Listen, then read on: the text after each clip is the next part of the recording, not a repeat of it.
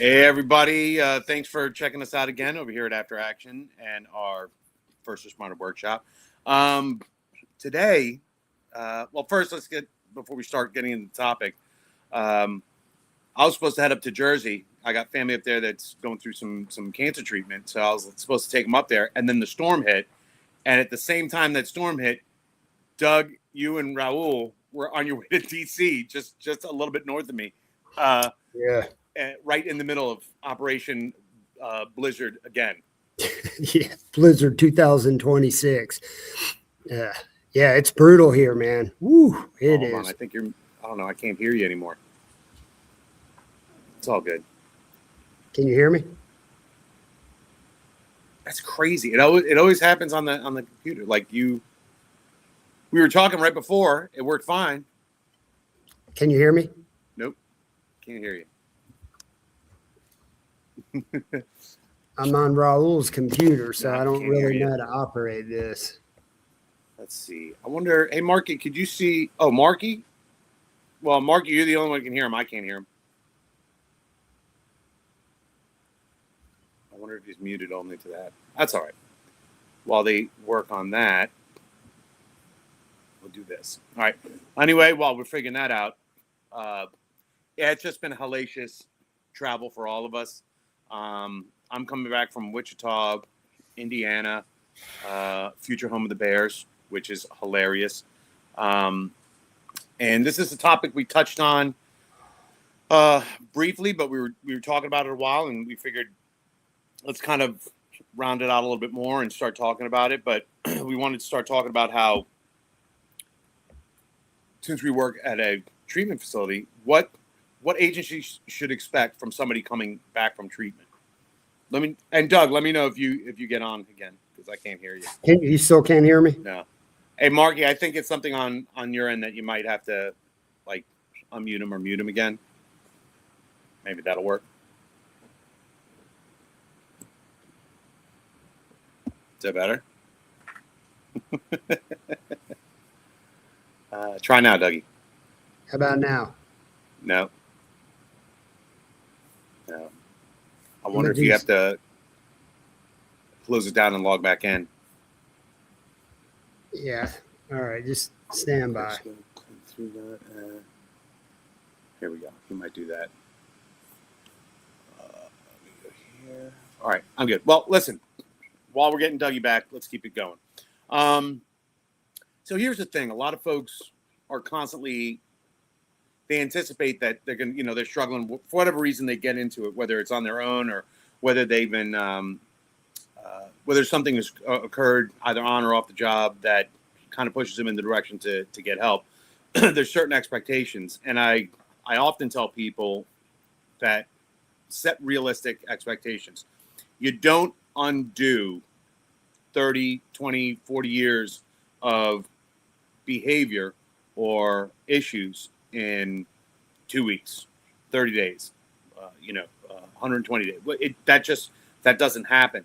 What treatment does realistically is does almost like a hard reset. Like, hey, this is what we're doing.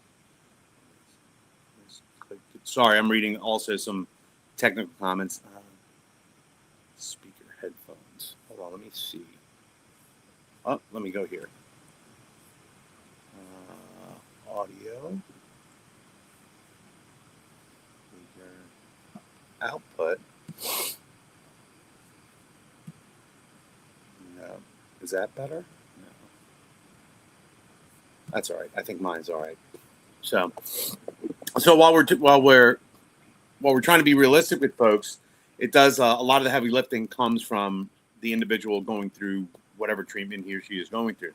And there's a myriad of different components that either add to the, I don't want to say difficulty, but add to the complexity of what treatment looks like. For folks struggling with strictly mental health and no substance issues, it's a pretty kind of direct focus. Like, all right, this is what we're doing, behaviors and stuff like that. Not that it's easier or harder, but it's just more complex. There's more moving parts to it, right? When we start dealing with substances. So when we're having somebody struggling with substance, we're having to, again, do that hard reset, kind of deconstruct and then kind of build back up again in some healthy habits, providing some tools. Sometimes it takes a little bit of stabilization with substance issues. We're also dealing with the component of detoxification or detox, right? So, having been through that, you exist taking all these substances, like, to a certain degree, and then when you come back from treatment, you've learned a new way of living. And again, not better or worse. Well, technically better for not bringing substances, but there's like a learning curve on coming back. So when we go through treatment, I think agencies should expect a couple different things. It's a complex thing, and nobody goes to treatment and gets fixed. They get sent and pushed in the right direction, and they kind of get aligned with what he or she needs to do, how they need to do it. Really understanding what's going on with you is probably the biggest thing. I often tell people that the biggest aha moment was bittersweet for me. It was being diagnosed with my diagnosis, which is like, oh, there's a name for it. So it was like, yes, I finally know what I need to work on and how to work on it. How you doing, Doug? Can you hear me? Hear you perfect. All right. So when we're dealing with when we're dealing with the substance side of it, it's, again, you have to deal with what that looks like or how to navigate that as an individual, right? And again, it's different for everybody. And when we say substance issues or substance problems, it varies. The degree to which somebody's struggling with it. Is it slightly impacting, or is it the be all end all? It is this giant sign in front of the road kind of blocking you. So kind of dealing with that, getting somebody through detox, having them being in a good place to receive treatment is a big aspect of it. So like for our program, when we do the 2-week reset, that's only really for folks that don't have the additional component of substance issues, because we have to do that detox or that medical type stabilization. So that adds some time to it. So if it's strictly mental health issues or diagnosis, then the 2 weeks gives the individual time to just focus on that, as opposed to becoming stable to receive the treatment. And like Doug had that when you went through your initial treatment. You didn't have to. Well, you also went to where everybody else there was a heroin addict, but when you went through there, well, I guess that's probably a good segue into that. When you got to treatment, it was primarily substance primary, right? Like a lot of focus. Yeah.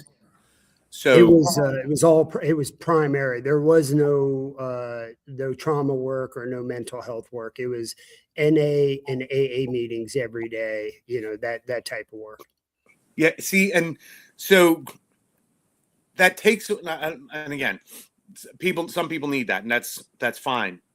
But if you're going there without a need for NA, CA, AA, any one of the A's that people go to, then that kind of takes time away from what you need to be working on, whether it be the trauma work, whether it be that vicarious trauma that we're exposed to as first responders and stuff like that. So again, it gets not as much complex, but maybe it's more comprehensive in the treatment. So when an agency says somebody like Doug or me to treatment, I think the idea is, oh, we're going to send them there for 30 days, 2 weeks, 30 days, 120, whatever it is.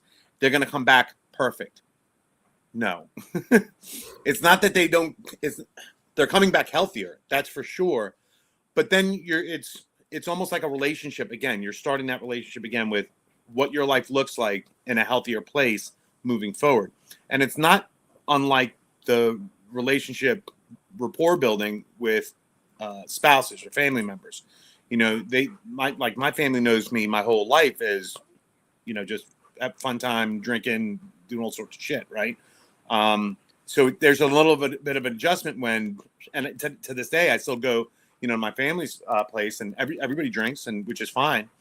But you see, initially it was a little awkward, I think, for them more than me. I didn't really care, but it was, am I doing something to mess Chris up, or I didn't want to do. So again, you're kind of setting the rudder straight on your boat, right? And you come back, Now you're just gonna have to learn how you operate in that fashion. And again, it's growing pains at times. And again, I want to be realistic. People don't go to treatment, come back, and they're on the right path, and it's smooth sailing. There's ebbs and flows. There's good days and there's bad days. Even now, I mean, even years of sobriety, that there's still good days and bad days. The drama or trauma that happens at work doesn't stop because you decided to get help. So I think that's the realistic part of it. Now, there's a difference between kind of completing when we talk about outcomes as far as what we see people go through. And there's the big thing is kind of completing a stay at a residential program or what you do. I tell this to folks when they go in, and I mentioned this a bunch before, is that you have to be proactive in your treatment. You can't, there isn't a couch, there isn't a doctor, there isn't a treatment facility that you could just go to and through osmosis be better. You have to participate. So you got to be part of the process. And one of the big things I see, one of the frustrating things that I see on my end, and again, for the folks that are going through it, is that they're not proactive initially. And then like a week or two before they're completing a program, it clicks and they're like, man, I wish I would have started working on this a long time ago. And what that looks like in real life is there was an individual going through treatment, and I said, how things are going. Because we, myself, Doug, Raul, if you come through us and you're going into treatment, we're in communication. We're going to be talking with you, the clinicians, the staff. We're going to make sure that everything's good for you and all that good stuff. But I'll talk to somebody and they'll be like, I'll ask, obviously, how's it going? What, are you working on everything okay? Is there anything I can do for you? And they're like, well, I've been having trouble sleeping. I said, normal for a couple different reasons. You're going to a strange place. It's a healthier place, right? So your normal coping mechanisms for stress or just kind of numbing, those are gone. You got to figure out a kind of a new way to do it, but you're there with some help. And the one individual will be like, yeah, I haven't slept. I said, okay, so, well, what are you doing for it? Nothing. I said, well, did you tell anybody? No. Well, why didn't you tell anybody? I don't know. That's what proactive means. So I was like, if you're having trouble sleeping, maybe it's a medication thing. Maybe it's something that you worked on that's kind of still lingering that maybe you need to work on a little bit more or change the direction in which their treatment is going. You have to drive the treatment as much as you're receiving these good suggestions and these good programs. So I tell them, I said, be proactive. So if something's bothering you, or just as equal, if something is working, tell them that. Tell somebody that. That's the whole purpose. It's crazy because it's probably, I know for me, it's the one time in your life where the only time you get to focus 100% on what you're doing, on you. It is the you show. It's for the first time ever, because outside of treatment, you have bills, you have life, you have work schedule, kids, and like everything, family stuff, social stuff. So you have all these different things, right? So it's important that once you have that opportunity, and it's a very small opportunity, it's a small time frame. You're talking, the majority of the folks are doing like around 30 days, right? 30 days is not a long time, right? So capitalize on the short amount of time that you have there. Now, I will tell you, going into treatment, 30 days seems like an eternity. But I started looking at it differently. I started looking, like when I got deployed, my deployments were 6 months plus. And I'm like, all right, well, here I'm going. And I'll be quite honest, a deployment is in a lot of a shittier condition than it was at a treatment facility, right? So again, you don't have all the niceties of home when you're on deployment. But the sooner you start working on you, the more time. And it's almost to the same degree that if you've ever heard somebody say, hey, I got my knee replaced, I should have done this sooner. Because it's the anticipation, like, I don't know, that's going to be a long rehab time. It's going to be this and that. I just don't want to do it. Everybody that I've talked to that's either gotten their hip or knee replaced has been like, I should have done this a long, long time ago. And that's the kind of same sentiment. Doug, I don't know what do you think about, kind of being a little bit more proactive in treatment? Yeah. I mean, I say this, I feel like daily, but, we spend our entire career, especially if you're in the operating side of things, or if you're in the admin side of things, like in my industry, the admin guys had fancy degrees like you got, Chris. They all got master's degrees and things like that, right? And so I would always tell them, like, you spend your whole career learning how to use these or these, you know what I mean? If you're in the admin, typing and reading and writing, and for me being an operator, I've been to every school on the planet, and I spent my whole career learning how to use these. And I always tell everybody in my presentation, I can shoot a gnat's ass off from a mile away. Chris, you know it. Most people who know me know that I can do that. But I spent my whole career doing that. And what I learned was, if I would have just focused a little bit more on this is what proactive means to me, on this, I would have been that much better of an athlete, that much better of a SWAT operator, a leader of a SWAT team. I would have been that much better of a father, and I would have been that much better of a husband if I would have been proactive in taking care of my head instead of these. And so that's kind of the way it looked like for me, Chris, was just that you got to be proactive in the right area. It's real easy to be proactive in fucking up. Yeah, that's easy and it's fun. Yeah,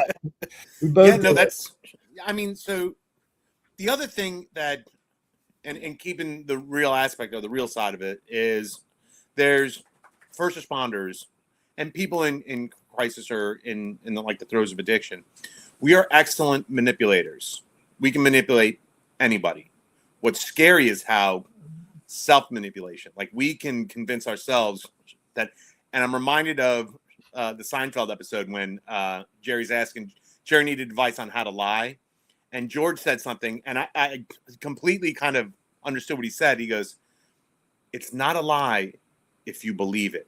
So you and I remember watching, I'm going, holy shit, that was like, I convinced myself, I'm like, I don't have it. And I had a ton of reasons why this went wrong, or this, that, or that, it's this or that. Me, that's the ultimate truth of it. So the other thing with, when we're talking about outcomes and going in treatment, the other thing is, how do we determine whether somebody is simply completing a process, or it's just complying? Just complying with it, or there's actual significant changes occurring, and that's the tough part.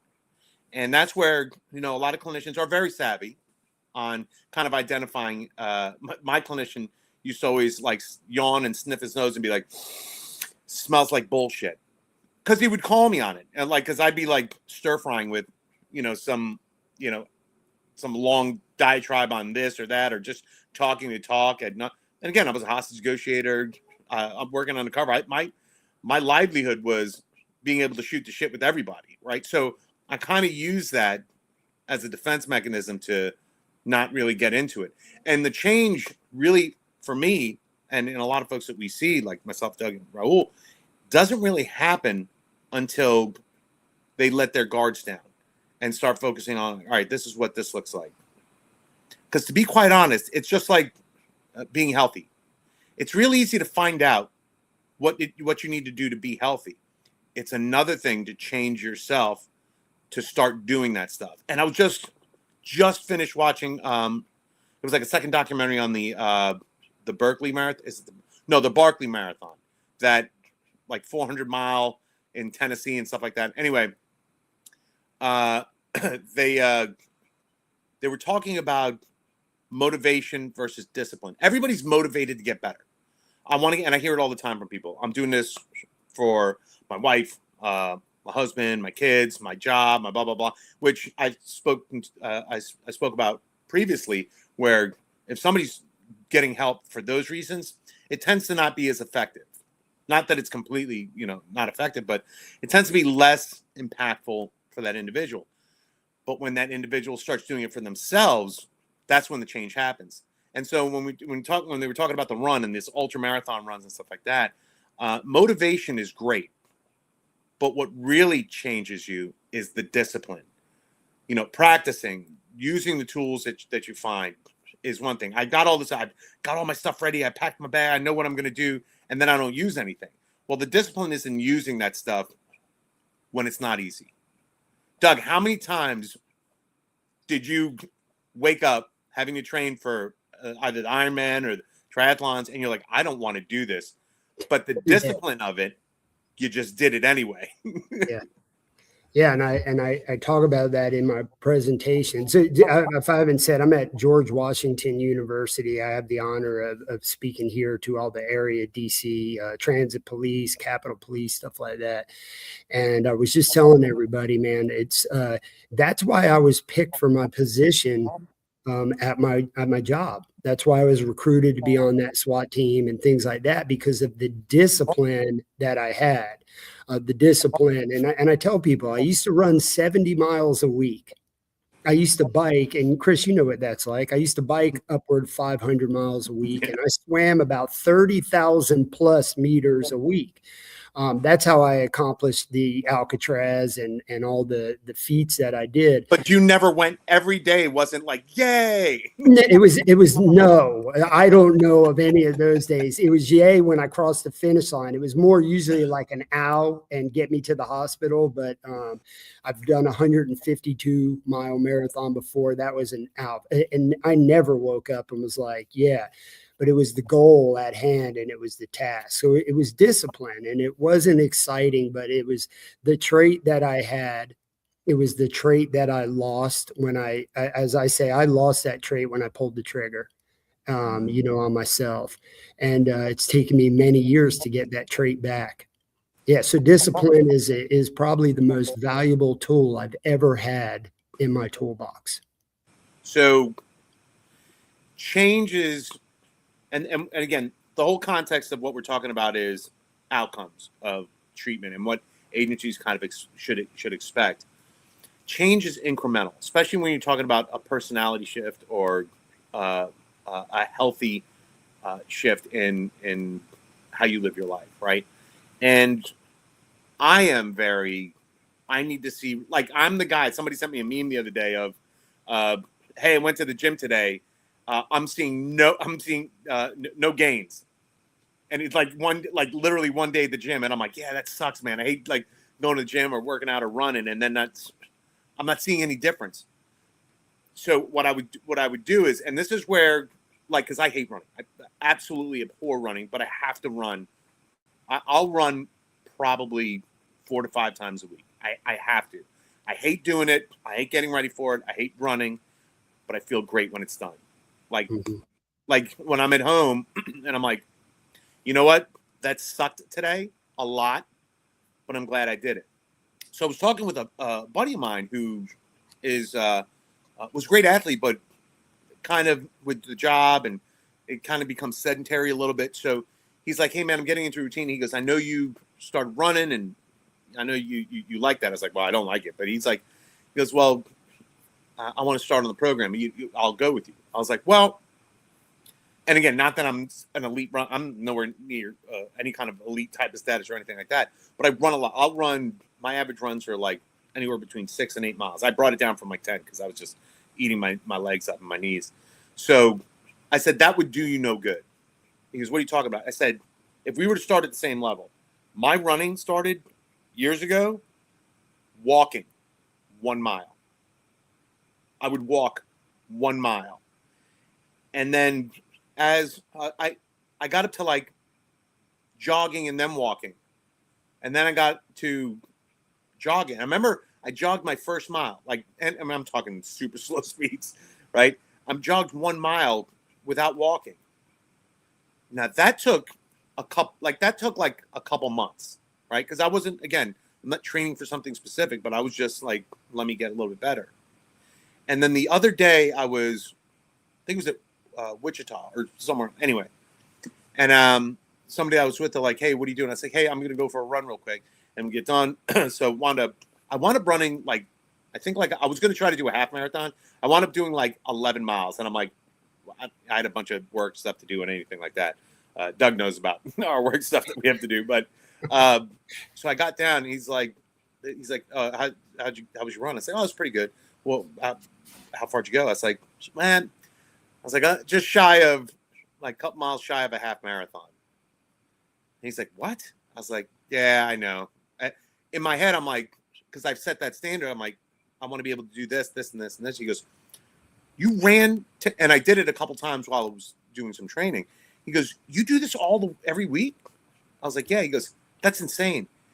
It was only at that moment where I realized I was the guy walking 1 mile and now running multiple miles. And it was weird because there were little milestones along the way. One of my favorite, hands down, the favorite milestone, and I'll throw this out there because I pat myself on the back, was the Survive First marathon a couple years ago, where my goal was to run a sub 6 mile. And I remember because Doug, we met up in Florida afterwards, and I got with you and Karen because I track all my runs, and it was like 5:55 was the pace for the mile. I was so fucking excited. And then it quickly just like, all right, well, I'm not doing that. Like I got it. I'm like, all right, let me slow it down because that's just insanity, right? But it's those things that the progress, and when we talk about what agencies should expect is, don't expect somebody to come back and be the be all end all of sobriety or mental health. That's not the case.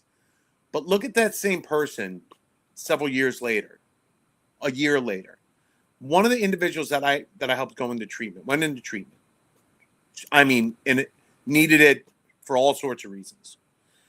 And Doug hears this all the time too.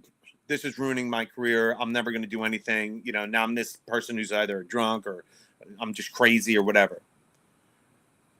That individual got like Officer of the Year the following year. Then a year and a half later after that, got promoted. Dude, I wound up talking with him actually like a month ago. I said, do you realize how awesome that is? He goes, Chris, I thought my life was over. I thought my career was over. I was just going to be doing this thing. And then not only did I excel, but then I got promoted. Now I'm in charge of other people. And I was like, dude, that's the measurement, right? And even if you don't stay at work, right? Even if, like, for whatever reason, you're like, I leave the work either because you got in trouble or you just decide to, what does your life look like now that you've done this? So I don't like, I'd like to hope agencies would want their people to get better for the purposes of getting better and being healthier. But if being healthier means not doing that job, then do that. Be healthy. But for the agencies, you get a much more centered individual. You get a much more focused individual. You get somebody who, and when I was talking to my buddy who went into treatment, he goes, I would not be here. I'd be in jail. I would have lost my job, not for what he did back in the day, but if he continued doing it. I said, not only did you not lose your job, not only have you not been getting in trouble, you're excelling. And I think, again, agencies or anybody looking to go into treatment, don't look at it what it's going to look like when you immediately come back, even though that's kind of in your face, a little bit scary. The change is what happens for the long term, right? And so that can be, I know for me, it was like, I want to get better now. I just walked a mile. I just ran a mile. I need to be running 26 miles. Like, that's unrealistic. And again, are you seeing the same kind of things like that as far as the progression? Yeah. You've got to, you don't walk out of a treatment center and the world is perfect. It's just not. We're not going to sit here and tell you that. There's probably some ass clowns out there that'll tell you you'll be perfect. No. I always use this little term, and it was told to me, and it might have come from you, Chris. Most of my good stuff has come for you in our lifetime together, but it is one, Chris, you told me you cannot fix the problem with the same mind that created it. Yeah. So I needed to go get that help. And when I came, and when you're done, it's like cancer. And I need things to be explained to me out of the mental health world I need it in the COP 101, crayon level, right? I'm a crayon eater. And so he said, it's like cancer. When you wake up one day, you don't feel good. You go to a doctor says, hey man, you have cancer. I didn't wake up and ask for this. You didn't wake up and ask for it. You have cancer. So immediately we come up with an action plan. Most of the time, and this is what it was like for Karen, you go immediately into the hospital, you have surgery, you have all kinds of radical care. Your family rallies to your troops. The GoFundMe's go out. People start wearing purple fucking or pink shirts and pink badges, and everything changes. And you have that surgery and you fight it and you come back. And then once you beat it and you come back, there's aftercare. There's years of aftercare. Karen still goes periodically, bi-monthly, however it works out. So you constantly go, same for Richie, right? He'll tell you the same thing. The rest of your life, you take care. Not only do you focus on that care, but you focus on eating healthy because you're like, oh my God, that almost killed me. That could have killed me. I'm going to eat better. I'm going to exercise. I'm going to do all these things. And what was explained to me, it's just like mental health issues, depression, anxiety, suicidal. I'm like Chris, we're suicidal maniacs at one point. And so he said, I didn't wake up one day and ask to be broken and to have this mental problem that was in my head. And so that's what it was explaining to me what treatment would be like. You're going to go away. You're going to hammer it. And then when you come out, you're going to have to do steps for years. I've been out of treatment since 2013. And I'm just one step away daily. And I'll admit it. I'm one step away daily of going back, but I constantly fight the fight, and I have a team from hell. I mean, I got the best team in the nation. Everybody knows that. I got the best team in the nation, and I rely on them. I rely on their support, and I continue the care from here on out. The rest of my life, I'm going to have to do that. So that's how it was explained to me. That's how I was able to understand it. It is a continuous care. It just gives you that jump start to move forward. Yeah. So that's for the individual, and a kind of brief introduction for what agencies should kind of expect. The other thing is like the logistics of it. Getting, and every agency is different. It's, you're going into, like for Doug, Raul, and myself, we deal with agencies on a national level, right? So what they do in Arizona is different than, or bureaucratically within agencies, or what type of agent. Is it a sheriff's department? Is it a police department? Is it a fire department? Is it a paramedic? Is it EOC just for dispatchers? Is it forensic? They all have their like inner politics and SOPs, right? So normally and we created this, our team created this to share with people, and I know we have it out on our website and stuff like that, but what it looks like to go get help from two different pathways. One is agency driven. In other words, something either happened at work or somebody noticed at work, a behavioral change or something like that. And they're like, they kind of do a semi-intervention, like, hey, what do you need? And this is what we need. Or you get in trouble and they're like, hey, you have to do this kind of thing. There's a mechanism in place. And again, it's different for most agencies, but what it looks like, generally speaking, is that individual would kind of determine if, their insurance covers whatever it covers, that boom, they go there. The big question that we get a lot of time for agencies kind of around job security, right? So one of the big things is FMLA. Well, they're like, who does the FMLA paperwork? And again, when you're going into treatment, this all gets kind of spelled out, and that's a big thing. And that paperwork goes to HR. Normally, is where it goes, because again, if you're going out for an extended period of time. Now, here's an interesting part, and I've run across this thousands of times. HR will be like, hey, we need to get FMLA paperwork before an individual goes into treatment. I said, why?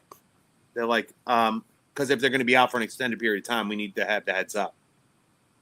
And that makes no sense. What do you mean it makes no sense? I said, if I get shot, do I have to go to HR first? Because I'm pretty sure I'm going to be out for more than 30 days. They're like, no. I said, so what's the difference? So again, there's a lot of people, because it's very unfamiliar territory. A lot of people want to know more information than they really need to know at the time. And for the purposes of keeping everything above board, sure, there's going to be interaction between a facility and HR as far as very minimal. It's Chris or Doug is at treatment receiving medical treatment, because that's what it is. I mean, addiction and or mental health is a measurable injury, right? So they're getting medical treatment. That's it. It's covered. And again, there's these little idiosyncrasies that the different job or the different organizations or agencies have, that some may require specific wording and stuff like that. But that's what that looks like. Then the big thing is they go through treatment, successfully complete it, then they go back. Normally, what you'll see is a fit for duty take place. Now, that is if this has gone through and through the agency or through where a lot of people are kind of involved, or not a lot, but only the people that need to be kind of putting it through. The other pathway is you do it on your own. You go on it. I've seen this a lot of times. There's somebody be like, I have enough leave built up because I never take leave because I work all the time and I'm doing all that. I'm going to take a vacation. And in that vacation, they go get help. That's a little different because there's not a lot of notification. And this is all confidential.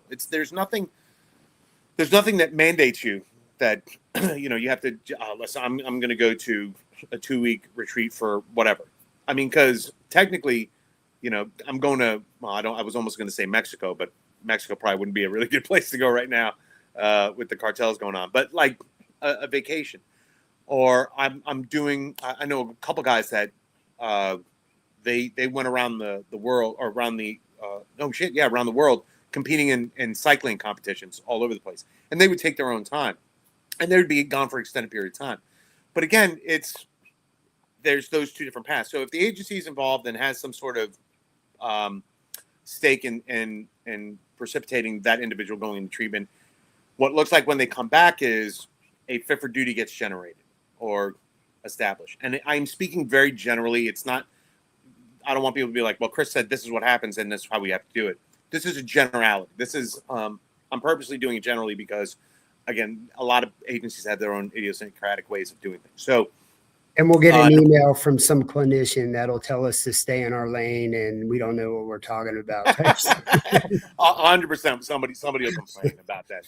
Somebody that went to school, the same school I went to. But so then they come back. The fit for duty is this. And here's what I think a lot of people get kind of, being physically fit and healthy to leave treatment doesn't automatically equate to going back to work. And this is what I mean by that. Normally, agencies have a contract or an embedded or a service, medical service, or a doctor, city, county, state, whatever it is, that is in charge or tasked with doing fit for duty. Their sole purpose for doing fit for duty, or why they do that, is they have an understanding of the job requirements and then what treatment you may have received. And so what that looks like in plain English is, if I have special toe cancer, right? More often than not, you're not going to be seeing your city doctor, your state doctor, or whatever. You're going to be going to a specialist. Once that specialist is done, they're like, this is what we're doing. We cut the pinky toe off, gave him a new prosthetic, a pinky toe, and this is what we're doing. He is done with treatment. He's good to go. He's doing his rehab. He's good to go. Then the city or that doctor that's normally tasked with doing the fit for duty will be like, all right, you're healthy from that aspect, from whatever you was to get treated. Can you do the job? Because in first responder work, there are physical requirements to do certain types of jobs within, with the multiple disciplines within an agency. So if you're administrative, there's really nothing preventing you from going back full time to do your administrative work. But if you're in an aspect of the job that's a little bit more physical or requires prolonged standing, running, fighting, all that good stuff, you may be healthy enough to stop that treatment, but not to the point in your recovery where you can go back to work. So that's what that looks like with the fit for duty. And normally when we're dealing with somebody going in treatment for mental health and or substance, the city doctor will, or the agency's doctor, contracted doctor will be like, all right, did they complete whatever he or she went out to do? Yes, they did. Completed it. Released. No need to come back here. Whatever. Then that doctor will look at and like, all right, Chris completed that. Doug completed that. All right, cool. their job requires them to drive, run, stand for a long period of time, lift heavy weight. There's nothing in here. They're the specialist kind of letting you know. The doc's like, all right, fit for duty. Here's where we start running into some issues. And I'll use a personal example. I had an individual that went to treatment. I helped this individual go to treatment. That individual came back, was cleared, fit for duty, all that good stuff. The captain I was dealing with at the time said, Chris, if I'm going to give Doug his gun back, I need to know what he was doing. I said, what? I don't understand what you're saying. Well, I'm not just going to give him back. I said, Captain, he's fit for duty. Doug is fit for duty. Well, I need to know. Well, and this is probably why I never promoted to lieutenant, but I was like, hey, Captain, last time I checked, you didn't fucking go to medical school. Like, why you think you have the ability or the wherewithal to make that kind of decision? And I broke it down in this regard. If Doug decides to come back work because he's been cleared through whatever treatment, through the agency's contracted doctor, he's fit for duty. Who are you to say he's not? And by the way, if Doug decides to or comes back and is cleared and starts stabbing people in the face just willy-nilly, that's not on you. That's on whoever said Doug was fit for duty. The second you start interjecting yourself into this kind of, I'm the keeper of all things important, that's when you start putting yourself in the mix of, if Doug does something, well, who authorized this person to do it?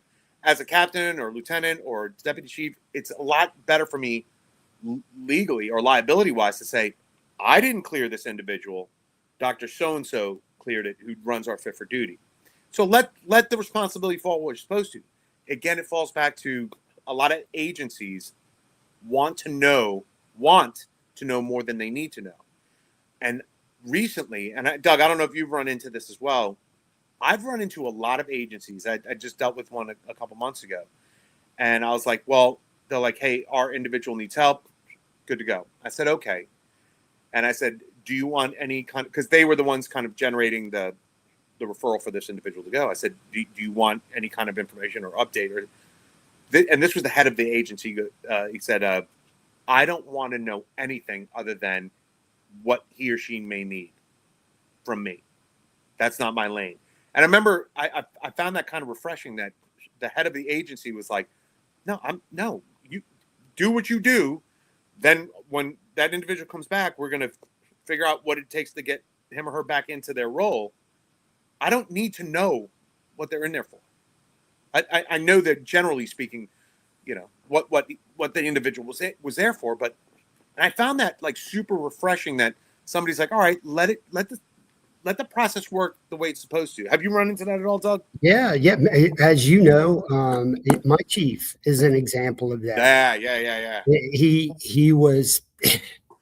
I think I broke it off in his ass. He hadn't even signed the paperwork to be the chief. He had been the chief like 3 days when I had my second attempt. And they were like, hey, listen, chief, we're going to have to part ways with Doug, man. He's out of control. He's a liability. And he said, no. He said, no, man, we need to get him help. We helped create this monster. We need to get him help. He's on this team. And then he said, in an entire command staff, I know this because I had multiple of them tell me, he said, and he's my friend. And the next person that says we need to get rid of him is going to have to deal with me. And that, and I'll say this because I like to stick up for police departments. I had a moment where mine didn't treat me so well, but they redeemed themselves in the biggest of ways, and I love them for that, and I speak highly of them nationally. But I will speak up, and I had a lot of people complain about the admin and the command staff and how they treat their employees and in these type of situations. And I always remind people, how many suicides have you had in your police department? I know of one in mine, and it was me. And so how often does your command staff deal with these type of things, whether there's a policy or not? So obviously there's going to be some hiccups. So you have to deal with that. The other thing that was brought to my attention was I used to bitch about my chief, my boss, not my chief, but my boss, to my mentor who guided me through a big portion of my life in the physical, in my athletic world and on into law enforcement. And he said to me one day, he said, Doug, he said, the boss is the boss. He's the one who hired you. And you were grateful that he hired you and you were grateful to do whatever he asked. I said, yes, sir. You were grateful for the money they paid you the day you started. He said, if you don't like the way the boss is doing his job, then take his job and do it your way. But until you take his job, you need to shut your mouth and go to work and do what he says. And I carried that through most of my career and it helped. But it also means the same thing in the mental health industry. You can, a lot of people, I'm going to use this term, whine and cry and complain and all the admin sucks and freaking betrayal and organizational this and that. Yeah, that's an issue. And we do have to deal with it. But, how often does your agency deal with it as well? But there are agencies out there. There's many of agencies that do amazing things for their employees, and they're out there. Maybe that one individual should maybe go look for a new house to play in that does things a little bit better for him as well. So there is that component of it. So to answer the question, ultimately, Chris, there's a lot of people out there, and I've met them, and I've met the assholes. One of the biggest assholes I've ever met in the mental health industry as a leader happens to live in the county that I live in. Nationally, I mean, I've been like you, Chris. We've been to every state in the United States and every major police department. And one of the biggest and worst ones is right close to home. And then I've been to places from here to Seattle. Everybody always, on the East Coast, rags on California and Seattle. But I've met amazing leaders out there. And I've met amazing ones on the East Coast. So, that's just the nature of the beast, man. Yeah, I think, and the other thing to kind of to look at when we're talking under this topic is how is and Doug kind of brings it up too, the agency, and I've heard that before from a chief when one of their officers got a DUI. And again, legally, it is what it is. You're going to get treatment doesn't absolve you of all the shit that you did and got busted for. That doesn't absolve you from that. You mean driving your marked patrol car to Dave Chappelle and going out bar hopping afterwards? That's not acceptable. Apparently, it's frowned upon. But so I always ask this question to folks when I was working for an international organization. What would you do if one of your officers? The number one go-to for most agencies, because normally it gets brought to the agency's attention because of behavior issues, and the number one go-to is discipline. So I'm always like, well, and I use this in my life all the time. I went to the Dallas Brain Institute. There was a course there, and I wanted going over there, and it was super interesting. Little old lady wrote on the board, WTF. And they asked everybody, and I'm in there with some nerds, and I say that in the most loving way. They're just some smart people, and this lady, and so I was kind of keeping quiet throughout the class, and the lady was like, "What does WTF stand for?" And I was like, "What the fuck?" Right? And then she's like, "What?" And everybody's looking at me, and I'm like, "Oh, I should have kept my mouth shut." She goes, "What's the function?" In other words, what's the purpose of what you're doing? So, what is the purpose of discipline? To exact some kind of justice against somebody who did something wrong, or is it meant to be a deterrent for future behavior like that, right? So, and again, I'm not taking away the fact that if you do something wrong, you shouldn't get disciplined or something happened. But what is the function of that? What's the purpose of that? So I was bringing that up, and everybody goes, well, they're going to get fired or they're going to suspend, blah, blah, blah. This one chief said, how do I know I didn't cause that? And I'm like, I was taken aback. I was like, what? He goes, how do I know I didn't cause the circumstances for that officer to be put in that position? Overworking them. Dude, blew my mind. I was like, because I hear that on the boots on the ground level. Like, this environments can be toxic, and an environment, they can create an environment where it's not healthy for the employees. But I thought that's so amazing. I was like, man, here's this person who's in charge. And interestingly enough, the person that said that had gone through some help for a mental health diagnosis. So I think he saw it. So kind of loops into the concept of being culturally competent, like with clinicians or the treatment facility, kind of understanding that we may have to operate in some very hostile, very unforgiving environments. And it's important to understand that when you're talking to somebody or you're treating somebody who's a first responder or veteran, because there's war, combat, and the day-to-day grind of law enforcement or public safety, whether it be fire, EMS, folks, EMS workers may not have been involved in multiple shootings, but that doesn't mean the trauma that they see on a day-to-day basis isn't as, if not more, impactful than a cop who's been in a bunch of shootings or a cop who's seen a bunch of stuff, because they're tasked with actually trying to save that life. And a lot of times they don't, not because they can't, because the circumstances, I can't hand you a body that's been blown up and be like, fix it. Right. Right. And I mean, I remember being when I was in homicide, I remember going to a place and we were just driving by and the call was a gunshot and we ran up there. Guy had shot himself and missing like half his head. And one of the younger officers had come in and immediately gets on the, he goes, I need medics. I said, I let him do his thing. And I was like, what do you need? What do you think a medic is going to do? Well, he shot himself he's missing his entire part of his head. He's gone. But again, I can't just call the medics and be like, hey, fix that. And that doesn't mean that trauma is any less or, than what we experience or any more. So trauma is trauma. And Doug says it perfectly. A 10 on the pain scale is a 10 on the pain scale, no matter what the pain is. It's individual, right? So with that kind of in mind, one of the most important things that agencies should really understand is coming back going to allow this individual to sustain those good practices and that good health, right? So the sustainability of what treatment provides you and the tools that you're given, can I do that? Because, and here's the reality of it. It is super easy to be healthy and sober in treatment or in a residential program. Super easy. It's tougher when it's 4:00 in the morning and you're by yourself, or you're on that call, or you're looking at a dead cop, or you're looking at a dead kid, or you're looking at somebody that's been violated, physically or emotionally. It's nice in that very secure place. How do we maintain that level of healthiness in the ship? That's the important thing. And the other thing that I say this very cautiously, that specifically when we're talking about recovery from substance issues, recovery isn't always a straight line.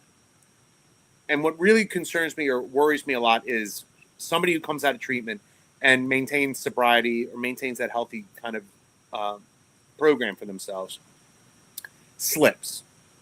And because he or she believes the agency had gone out of their way to really bend over backwards to help this individual, they almost look at it as like they're betraying the agency that did it and shut down and become a little bit more quiet.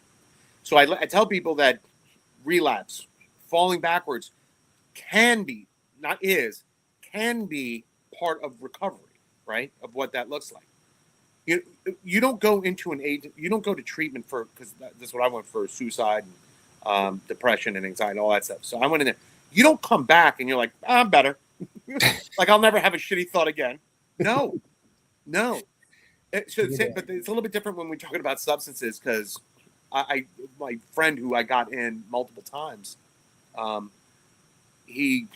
every time it took him a little bit longer to reach out for help because of that internal, like, I fucked up.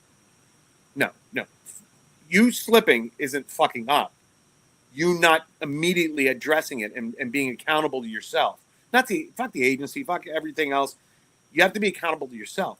So I'm trying to express that this is what coming back from treatment looks like. You're not getting a brand new toy. You're getting a toy that has been banged up, refurbished. But we've also oh my God, I love this show. Guy takes like old tools and mechanics and old cars and ticker toys that are like rusted and shut. And he breaks them all down, fixes them all, cleans up, new paint job, it's like restoration kind of thing. It's and to me, and it's doable. That's possible for people as well. But to come back and have this understanding or have this idea that I'm not going to fall down, it doesn't mean that you're going to fall down. I think that's my big point, is that I don't want to tell people like, falling down is part of the process. It can be. It doesn't always have to be, because people are like, well, now you're just giving somebody an excuse to fall down or relapse. No, I don't have to add to any more reasons why somebody wants to relapse. But so it's important to understand for agencies that what success looks like isn't always a straight line. It's a straight line followed by a sideways track, followed by a loop back around, coming back to where you were. It's not as straight. Well, the important thing is that we're creating an environment that, we have the ability to reach out when something starts slipping a little bit or when we're feeling bad, that it's not treated immediately as disciplinary, that it maybe is like a preventative health measure, right? And that people understand that it takes a while.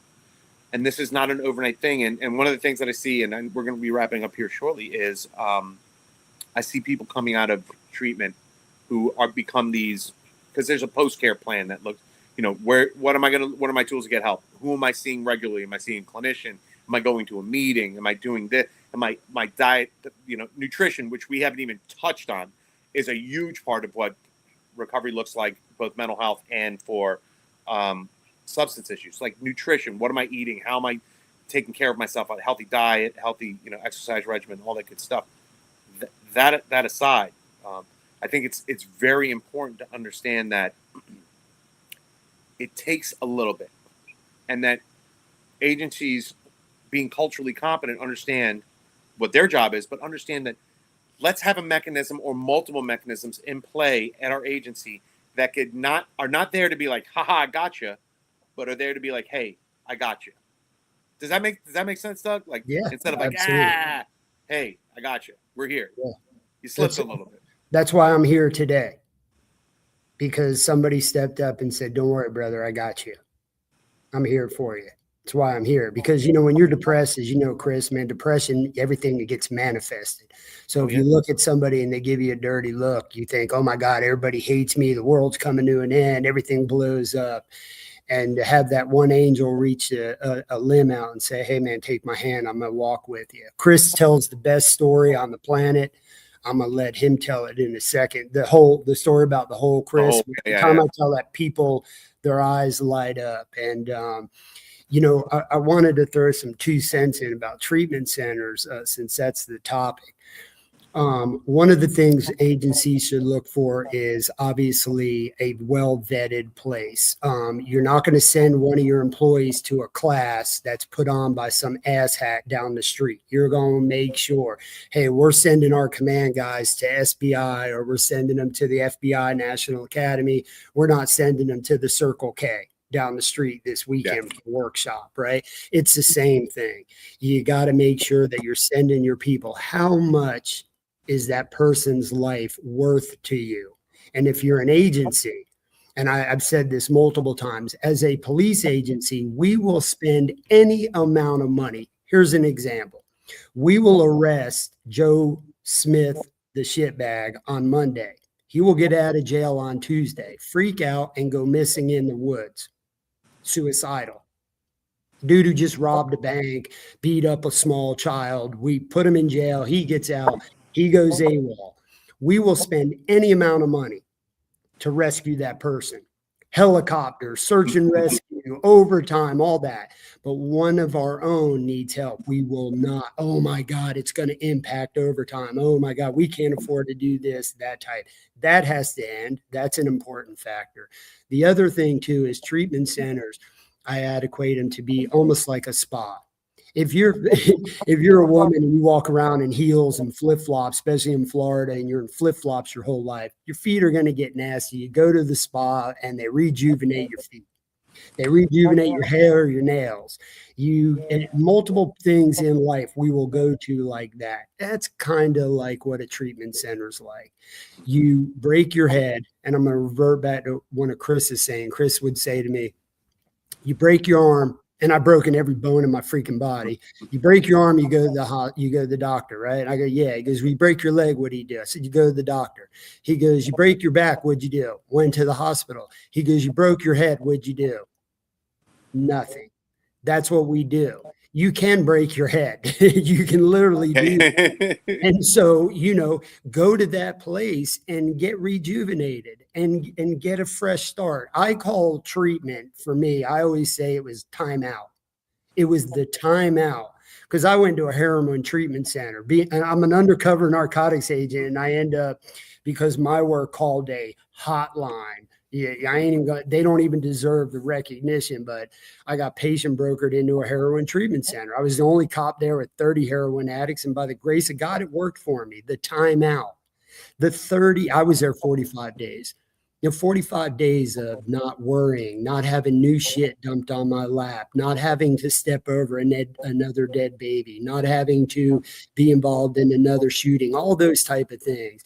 It was that time out that gave me a chance to catch my breath so that I could come home with a new plan and to start the healing process. And here I am in 2026. I'm still working on that healing process. So is Chris. So is the other Chris. So is Richie. So is Raul. All of us, we're always continually working so that we can cross that ultimate finish line in life. So you look at treatment that way. If you have any questions about it, listen, one thing about this team, if you're not a fit and we're in a network where we're going to help you nationally get the care that you need. It is not about us. And we always say, hey, you don't have to call us, call somebody. If you don't have anybody call us and we'll help you find somebody to talk to. So whatever you do, man, just like I always use this term, be the best version of yourself. And in order to achieve that, do whatever it takes to become the best version of yourself, whether it's a spa, whether it's a treatment center, whether it's yoga, whatever it is, do it. Take the time. You are worth it, and you are worth putting the effort into becoming the best version of yourself. Yeah, so we're up on time, but essentially I want a couple things. It's agencies that entrust facilities, and I'll just speak on our behalf. Like agencies that entrust us with taking care of their people, we're going to take care of them.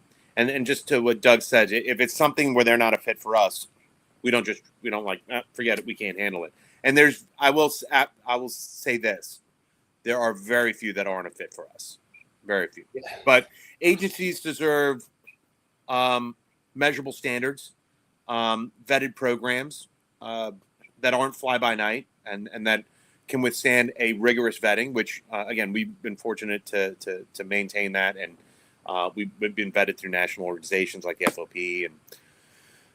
But to kind of touch base with what we do in a nutshell.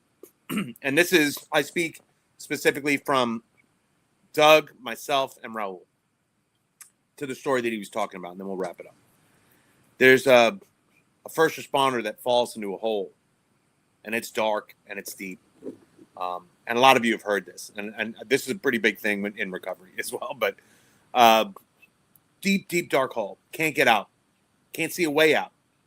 And then all of a sudden, they hear footsteps above them, and it's a priest. And first responder's like, "Hey, Father, can you help me?" And the father says, "No, but I can pray for you. I can pray for you to be okay."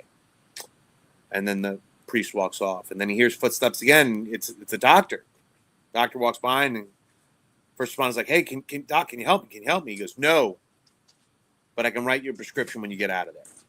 I'll take care of you that way," and then moves on. And then he hears these other footsteps, and the first responder is yelling up, "Hey!" And before he can even get the first "hey" out, the first responder jumps in the hole. And the guy looks at him. He's like, "What are you doing, dummy? Now we're both stuck in the hole." And the first responder that jumped in the hole goes by the name Chris, Doug, or Raul. I've been here before, and I know the way out. We're here to provide a couple things. We can help you physically, mentally. But the one thing that I guarantee you we can give you through experience and all cultural competence, by lived experience, we can give you hope. And hope is one of the most powerful things that you can give somebody who's struggling.